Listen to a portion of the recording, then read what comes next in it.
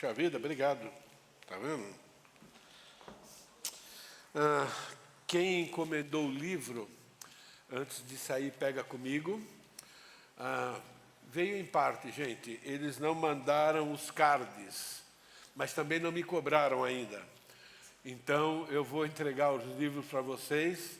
Eu estou conversando a respeito dos cards, tá bom? E depois a gente acerta aí o que precisa acertar, ok? É muito bom ver vocês aqui. Vocês se sentem privilegiados de poder cultuar a Deus? Nossa, como é bom, né, estar aqui com os irmãos, cantando, ouvindo os testemunhos, ouvindo a palavra de Deus, né, que sempre nos estimula e também nos desafia. Irmãos, isso é um grande privilégio, né? Eu lembro do meu período de descrença, apesar de ser católico praticante, então eu ia na missa todo domingo, né? E quando eu pedi a minha esposa em namoro, eu tive que ir 2 vezes na missa naquele dia, né? Depois eu conto essa história, né? Mas é bem diferente a gente poder se reunir aqui com essa consciência de que estamos desenvolvendo um relacionamento com Deus, que Ele está nos aperfeiçoando e que nós estamos conhecendo mais o nosso Deus. Então, eu fico muito feliz em estar aqui e de ver vocês aqui também investindo esse tempo com Deus e aprendendo com Ele e aprendendo com a história, que nós estamos aprendendo agora com a história de Israel. Mas antes, vamos orar novamente. Obrigado, Senhor. Obrigado por nos amar, ó Pai querido, por ter nos tornado teus filhos, por ter nos dado compreensão da importância da igreja, de nós nos reunirmos como família, ó Pai querido, a importância de reconhecer o Senhor como um Deus perfeito, um Deus que nos ama, um Deus que quer o melhor para nós, também nos reconhecermos como nós somos pecadores, dependentes do Senhor, mas também tendo acesso à Tua Palavra que nos transforma, que nos ensina como viver no mundo em pecado, ó Pai querido, e ainda assim lutando com injustiças e às vezes até praticando injustiças, ó Pai, mas experimentando do Teu perdão, da Tua restauração e do Teu cuidado, ó Pai querido, e aprendendo a viver em obediência ao Senhor. Obrigado pela promessa de perdão, ó Pai querido, que nós temos, e a certeza de sermos perdoados mediante arrependimento, ó Pai. Obrigado, ó Pai, pelos estímulos que recebemos e também pelas exortações, ó Pai querido. O Senhor nos ama e não quer que nós permaneçamos como estamos. Cada ensino que o Senhor nos dá, ó Pai querido, na verdade, é uma bênção de saber, ó Pai, que nós podemos melhorar, e nós te agradecemos por isso. Obrigado pelas experiências que o Senhor deixou escrito, ó Pai querido, no Antigo Testamento do teu povo com o Senhor. Nós podemos aprender também através dessas experiências. Dá-nos um coração humilde e um coração de aprendiz, ó Pai querido. É o nosso desejo em nome de Jesus. Amém. Nós estamos fazendo uma recapitulação. Na verdade, são recapitulações de 28 lições que já foram dadas e parte de vocês não receberam essas lições, por isso que eu fiz uma recapitulação, tá bom? E nós chegamos na lição 23, ok? E a recapitulação vai até a lição 28. A partir da 29 é tudo novo, aí eu vou avisar, porque vocês vão ter que trazer o livro, e aí vai ser numa outra dinâmica, na qual vocês vão ter bastante tarefas para fazer, tá bom? Mas como é recapitulação, então só estou eu falando aqui, ok? Então a lição 23 é a última lição da parte que é chamada a Era dos Patriarcas. A Era dos Patriarcas começa na lição 17 e vai até a lição 23, ok? Então nós vimos na lição, deixa eu voltar aqui um pouco, nós vimos na lição 17 as promessas feitas a Abraão, lição 18, a destruição de Sodoma, lição 19 fala sobre Ismael, filho de Abraão, na lição 20 nós vimos a experiência de Isaac, agora filho de Abraão, né? É interessante, né? Quando era Ismael, era filho de Abraão. Quando nasceu Isaque, aí Abraão recebeu um novo nome, que ele é pai de muitas nações. E por que exatamente Isaque? Porque Isaque, o filho mais novo, iria receber agora essa promessa. Em Isaque é cumprida a promessa de que Abraão será pai de muitas nações. E aí nós sabemos, né, que Jesus veio também da descendência de Isaque. Depois nós estudamos a história de Jacó e continuamos estudando a história de Jacó através da história de José e da ida deles ao Egito. E agora nós chegamos na lição 23, os israelitas no Egito.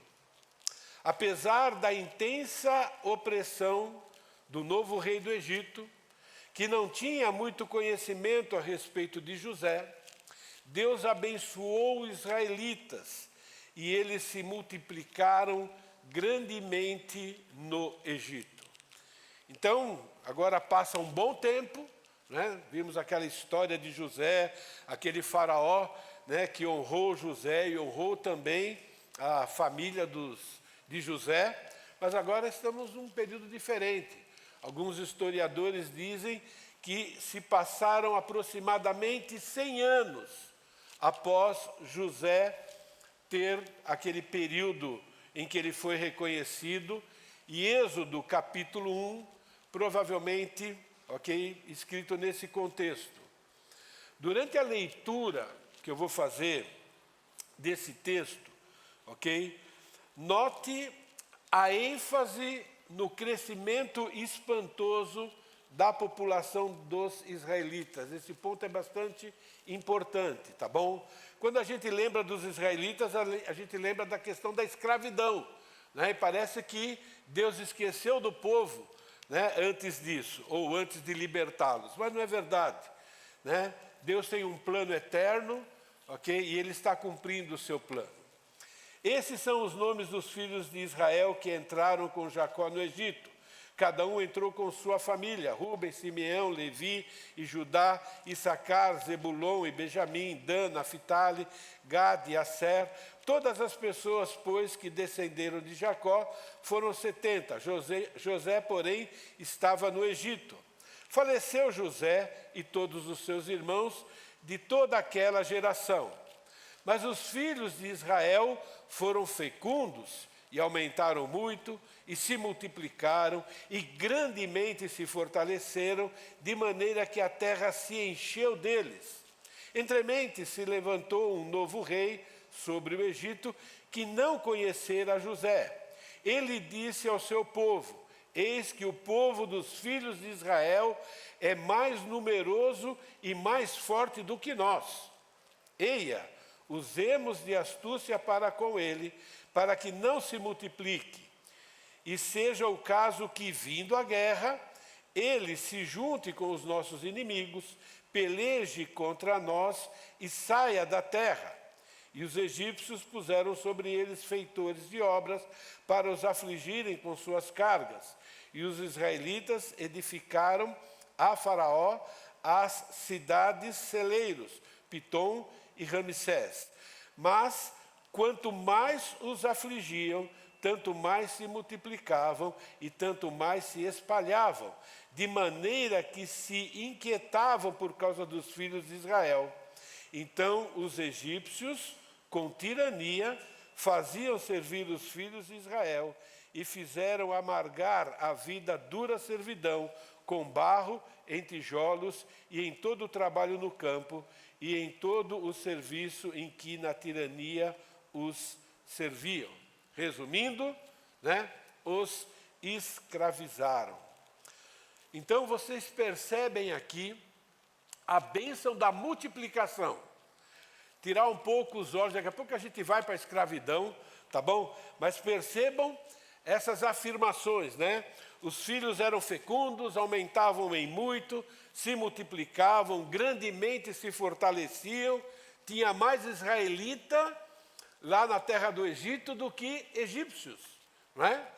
E tem muito mais judeu hoje no mundo do que a gente percebe, viu, irmãos? É bom que a gente entenda isso também, ok? Então, irmãos, o crescimento populacional dos israelitas causou medo e preocupação. A escravidão que eles foram colocados era por causa disso.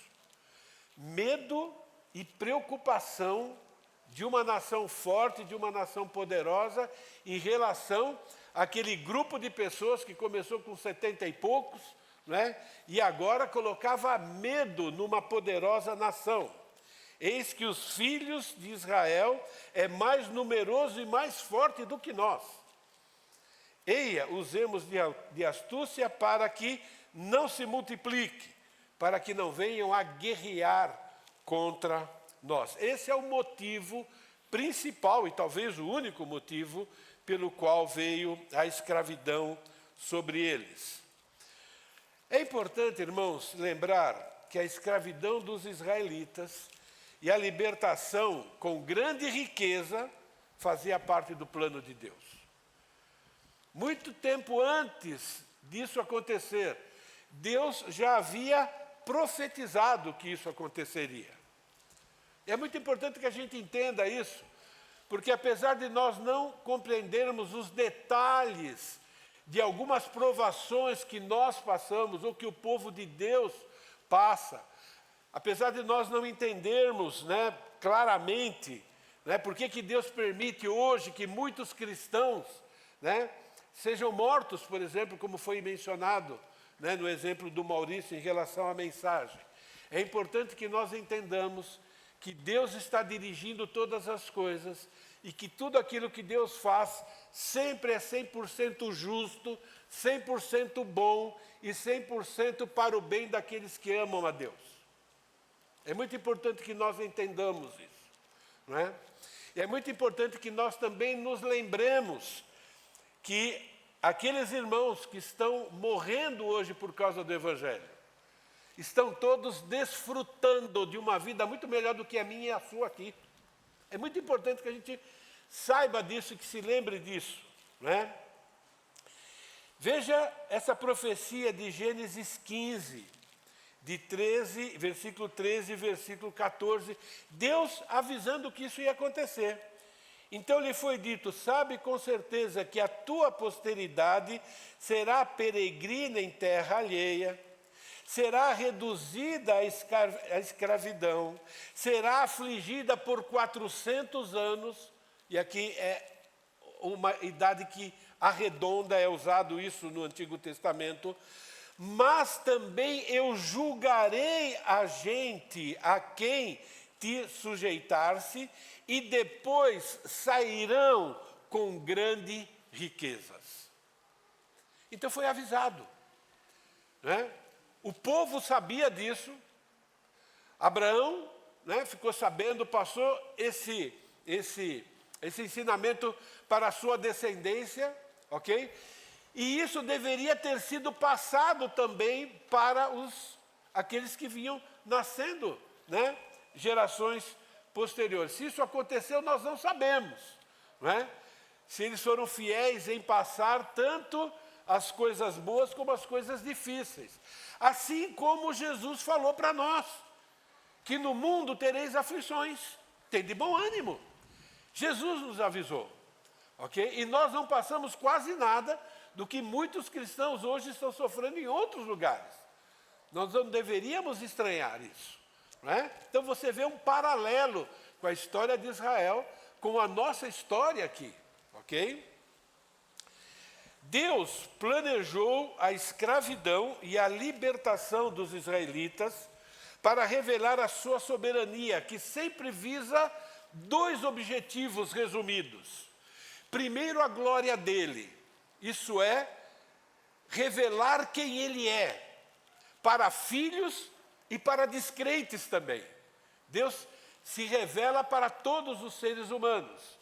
E Deus planejou a libertação dos israelitas, mas também a sua escravidão, para revelar quem ele é. E também para revelar o que ele faz de bem para aqueles que ele chama para ser seu povo. Primeiro propósito, Deus exerce sua soberania para revelar a sua glória e poder. Deus fez isso através das pragas derramadas no Egito. Nós vamos ver isso adiante, mas eu quero lembrar disso agora. No qual ele controlou todos os elementos da sua criação. Segundo propósito, a soberania de Deus tem como propósito promover o bem do seu povo, mostrando que a verdadeira liberdade somente acontece através do nosso relacionamento com Deus. O povo de Israel estava escravizado lá, mas o povo do Egito também era escravo, né, dos seus deuses e dos seus falsos deuses, escravos do pecado. Não é? Hoje a humanidade toda está escrava do pecado e não percebe disso, não percebe isso, ok? O terceiro propósito, Deus usa a escravidão para provar que somente Ele é Deus e que Satanás, adorado pelos egípcios através dos falsos deuses, é totalmente impotente diante da ação de Deus. Conclusão, nessa história toda, não há quem possa impedir Deus de cumprir os seus propósitos. Não há. O que Ele traçou para a vida daquele povo, que ainda é povo, e nós temos aí, né, em todo o Antigo Testamento e também no Novo Testamento, Romanos capítulo 11, e mostra, né, 9, 10 e 11, mostra o plano que Deus tem para o povo de Israel, vai se cumprir. Ninguém vai impedir. E é importante que nós entendamos isso. E ninguém vai impedir o plano que Deus tem para a sua vida. Ninguém vai impedir o seu crescimento, o meu crescimento, a nossa maturação. Ninguém vai impedir que nós entremos na eternidade para viver para sempre com Deus. Nem os nossos pecados e nem o diabo. Porque o que Jesus fez está feito e ninguém pode desfazer. Eu quero mostrar para vocês, ou relembrar rapidamente, algumas crenças egípcias que nos ajudam a entender duas coisas. A fidelidade de José. Falamos sobre José, estamos chegando no último capítulo, não é? E o verdadeiro Deus, que é o nosso Deus. Olha que coisa interessante. Eles adoravam aproximadamente 1.500 deuses e deusas. Imagine agora a influência que José sofreu naquele período e se manteve fiel. E imagine agora a influência que Israel, né, sofreu durante esses 400 anos. Imagine isso. Um paralelo, irmãos.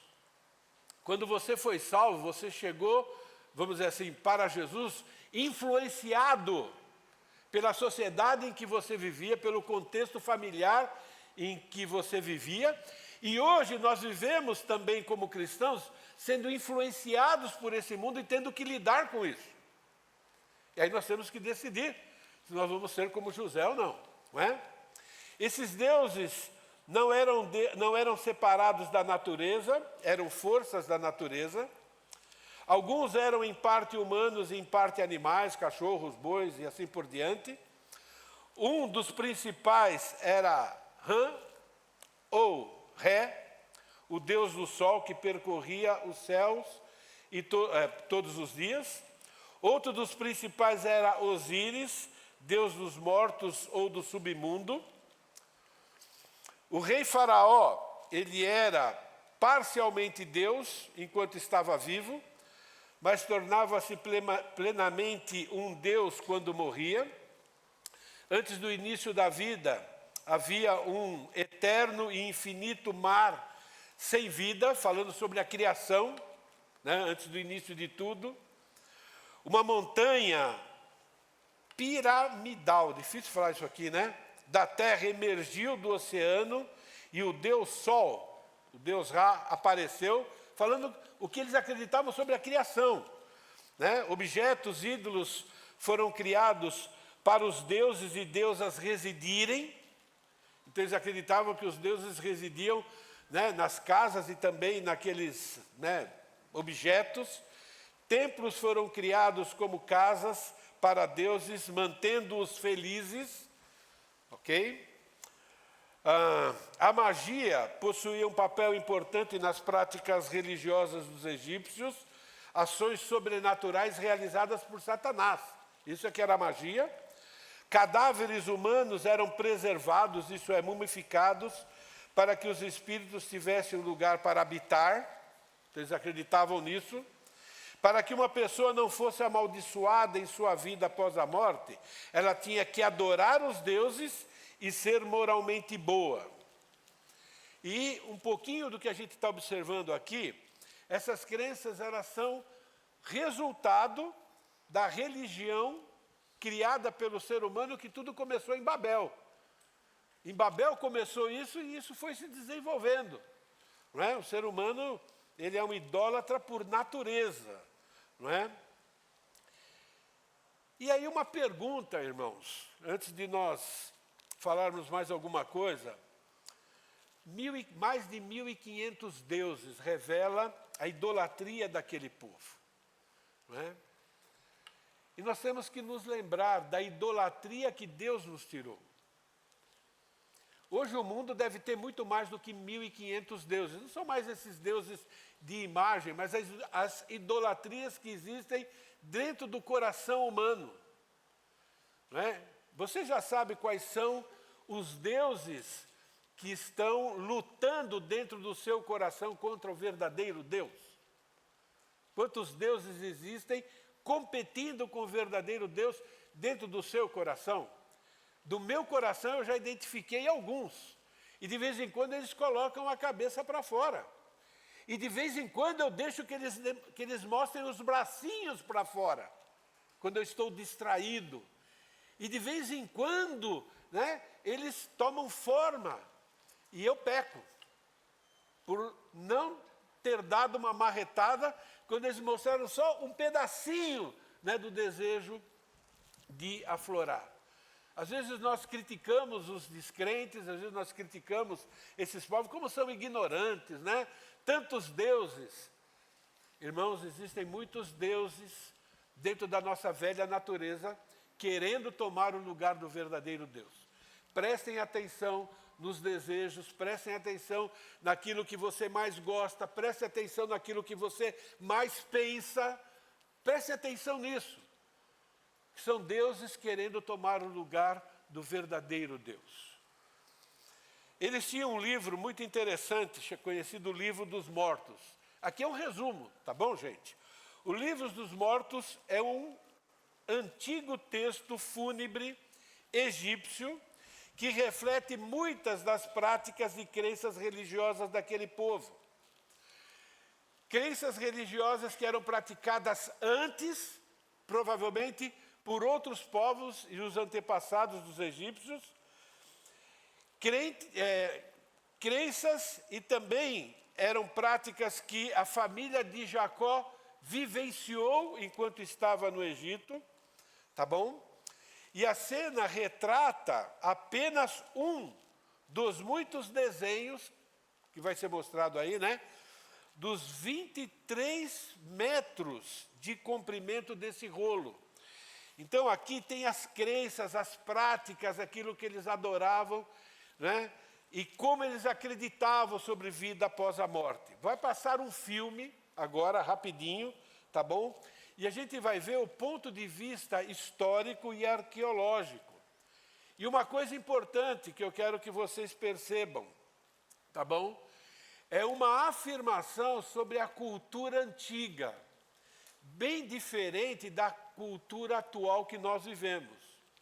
A cultura antiga, ela se preocupava muito mais com a vida após a morte do que a vida que eles viviam na terra. Existia idolatria, mas eles ainda tinham uma grande preocupação com a vida após a morte. Eles acreditavam em muitos deuses. Hoje é o contrário. Hoje as pessoas estão fazendo o quê? Desacreditando, eliminando não somente deuses, entre aspas, né? Eliminando Deus da vida deles, e eles estão criando outros deuses sem saber disso inconscientemente. E eles desacreditam numa vida após a morte, eles não se preocupam com a vida após a morte. Bem diferente daquela época, não é? Mas vamos passar um filme e depois eu vou continuar algumas aplicações.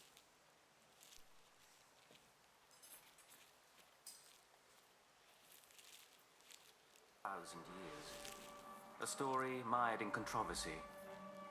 Its message is timeless and mysterious. The Egyptian Book of the Dead is the ancient Egyptians' guide to the afterlife, and it may well be the world's first religious document. From the maverick archaeologist who plotted to smuggle it out of Egypt, I will not tolerate any deviation from the law, either by you or by your native friends. to a terrifying journey into the afterlife itself. The Egyptian Book of the Dead is a story as old as civilization, the first vision of Judgment Day. A book that may answer the questions mankind has been asking for millennia.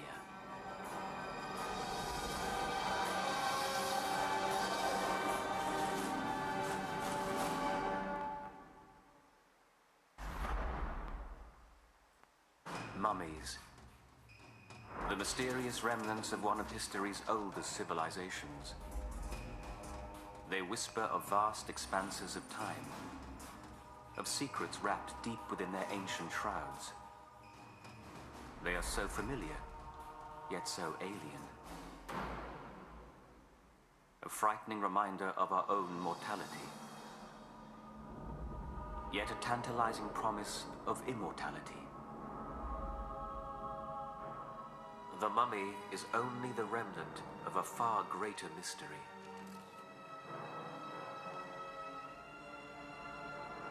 The ancient Egyptians believed in a vast and intricate afterlife. Each mummified corpse was expected to resurrect in another world, for which there was only one guide, the Egyptian Book of the Dead, the name given to scrolls entombed with the mummified dead in ancient Egypt. The Book of the Dead was a kind of guidebook for the deceased and a book of spells and to aid the deceased in his journey through the afterlife and the process of becoming immortal. It was certainly a book of magic. It's a collection of spells, the chief purpose of which is to enable life after death and immortality to the deceased. It is a book for the dead because it tells us about what the dead will face in the afterlife. This is why we call it the Book of the Dead. It is very important because this is a quest of immortality. It has been said that the ancient Egyptians cared more about their life after death than their life on Earth.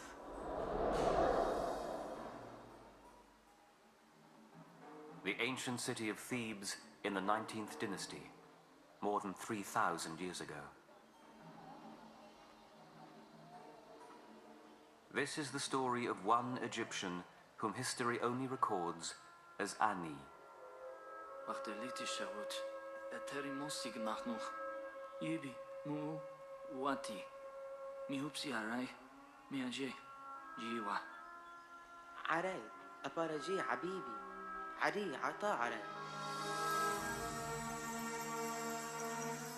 Ani lived during a high point of Egyptian culture, known as the New Kingdom.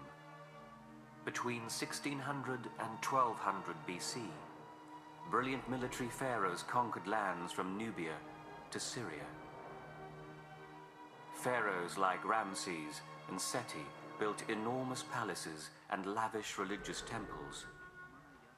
Ani enjoyed one of the highest standards of living in ancient Egyptian history. It was in these historic periods of relative prosperity that people began to contemplate questions of philosophy, life, and the afterlife.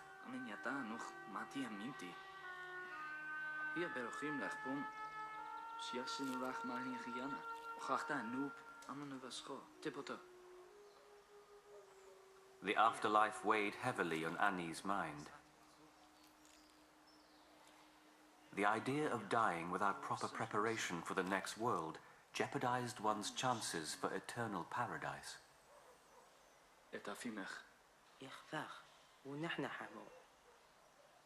وعندنا ناح عنك. Waktu lite shavut, iwas nuha, nana herib eteri mosig mahnuch.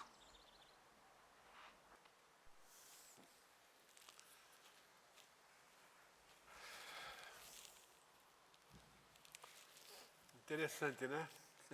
Essa preocupação que foi perdida hoje. O mundo tem piorado, né? E quanto mais se aproxima a volta de Jesus, pior ainda é a sociedade sem Jesus, né? Tem tantas comparações e tantas aplicações que nós podemos fazer aqui, mas é triste nós vermos cristãos que têm certeza da salvação não se preocuparem, por exemplo, com galardões. Às vezes me incomoda isso, né? Não se preocuparem se estão vivendo aqui agradando a Deus ou não. Dias difíceis.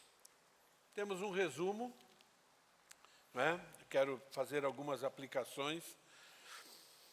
Os israelitas no Egito, quero só fazer um resumo do conteúdo-chave, né? E algumas aplicações para nós.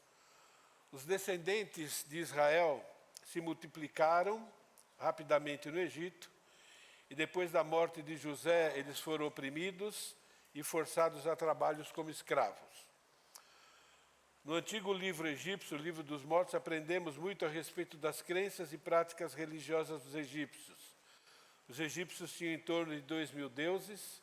Seus deuses eram considerados forças dentro da natureza. Seus deuses eram mortais, todos iriam morrer. Seus deuses eram semelhantes aos deuses de Babel. A cultura era uma de medo e poder.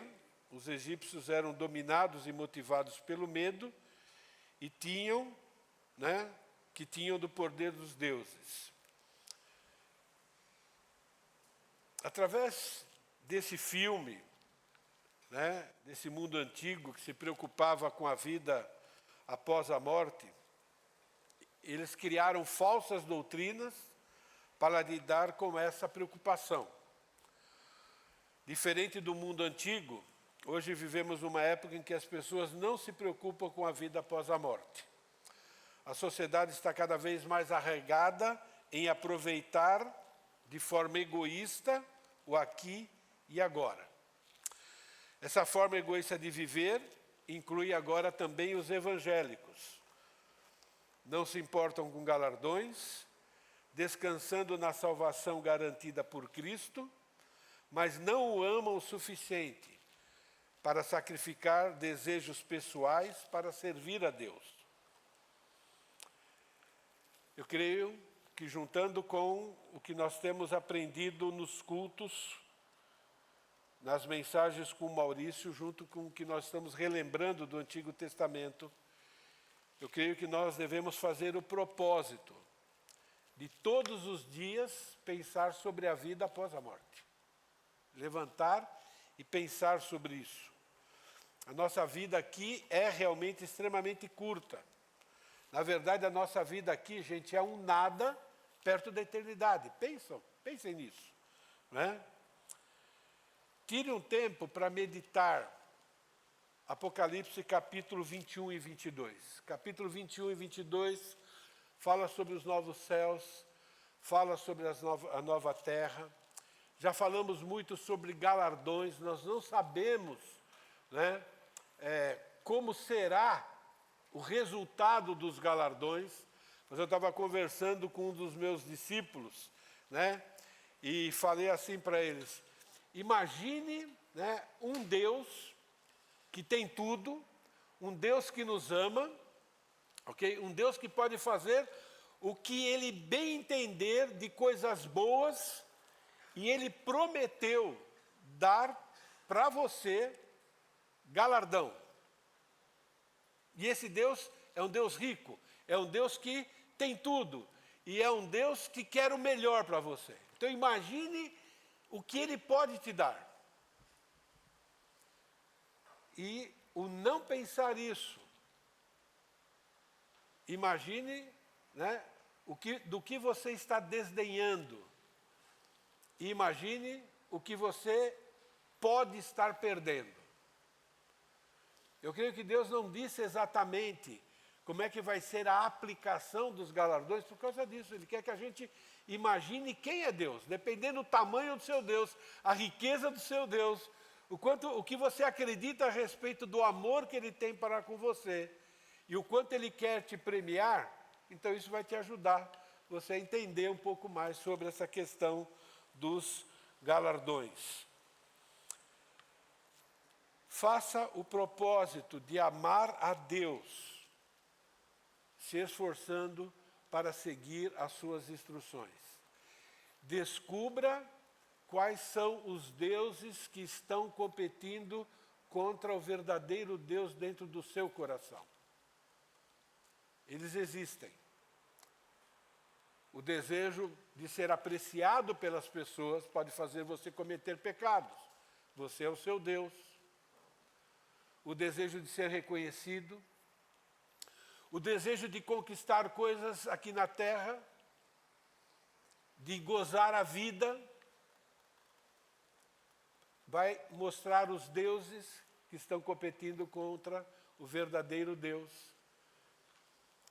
E ainda, nós que acreditamos no que Jesus fez, falou, não é que adianta você ganhar o mundo inteiro e perder sua alma, e que adianta você desfrutar de coisas aqui, mesmo sendo salvo, e perder coisas que nem você pode imaginar, mas está perdendo. Quero só encerrar lendo Apocalipse 21, de 10 a 17. Disse ainda: não celes as palavras da profecia desse livro, porque o tempo está próximo. É Jesus dando as últimas mensagens proféticas para o apóstolo João. Continue o injusto fazendo injustiça, continue o imundo ainda sendo imundo, o justo continue na prática da justiça e o santo continue a santificar-se. Eis que venho sem demora, e comigo está o galardão que tenho a retribuir a cada um segundo as suas obras. Eu sou o Alfa e o Ômega, o primeiro e o último, o princípio e o fim. Bem-aventurados aqueles que lavam suas vestiduras no sangue do Cordeiro, para que lhes assista o direito à árvore da vida e entrem na cidade pelas portas. Fora ficarão os cães, os feiticeiros, os impuros, os assassinos, os idólatras e todo aquele que ama e pratica a mentira. Eu, Jesus, enviei o meu anjo para vos testificar estas coisas à igreja. Eu sou a raiz e a geração de Davi, a brilhante estrela da manhã. O Espírito e a noiva dizem: vem. Aquele que ouve, diga: vem. E aquele que tem sede, venha. E quem quiser, receba de graça a água da vida. Temos um Deus que oferece a salvação de graça, sem precisar fazer nada que aquela loucura que os egípcios estavam fazendo. Um Deus que nos ama, um Deus que mostra que não há nada que nós possamos fazer para conquistar o céu. Mas também temos um Deus que diz que a vida que nós vivemos aqui, nesse mundo, tem ganho e tem perdas. Tem a ver com os galardões. Então, cada um deve examinar a si mesmo e fazer os ajustes que Deus quer que nós façamos na nossa vida. Amém? Querido Deus, muito obrigado por ser o nosso Deus. Mais uma vez queremos agradecer pela capacidade e pelo poder que o Senhor nos deu de graça para crermos, ó Pai querido, no Evangelho, para crermos, ó Pai querido, na Tua Palavra, para crermos, ó Senhor, nas Suas instruções, nos Seus conselhos, ó Pai querido, e para crermos também no estrago que o pecado faz na nossa vida e na vida uns dos outros e também na sociedade. Obrigado pela salvação que o Senhor nos dá gratuitamente. Obrigado por ter se revelado como o único e verdadeiro Deus. Obrigado também, ó Pai querido, de além da vida eterna, o Senhor prometer para nós prêmios, ó Pai querido, pela nossa obediência, prêmios, ó Pai querido, por fazermos ou cumprirmos, ó Pai querido, teus propósitos aqui nesta vida. Ajuda-nos, ó Pai querido, a amar a santidade, o amor ao Senhor, mais do que a pecados, ó Pai querido, que trazem prazeres momentâneos. Ajuda-nos, ó Pai querido, a crer, ó Pai, que a vida que nos aguarda após essa vida é muito melhor, ó Pai querido, do que a vida que nós podemos ter aqui neste mundo, mesmo tendo outras coisas. Ajuda-nos, ó Pai, a crer que sacrificar parte do nosso tempo, sacrificar, ó Pai, parte dos nossos gostos, sacrificar parte dos prazeres que nós podemos ter, ó Pai querido, vale a pena, ó Pai querido. Vale a pena te servir.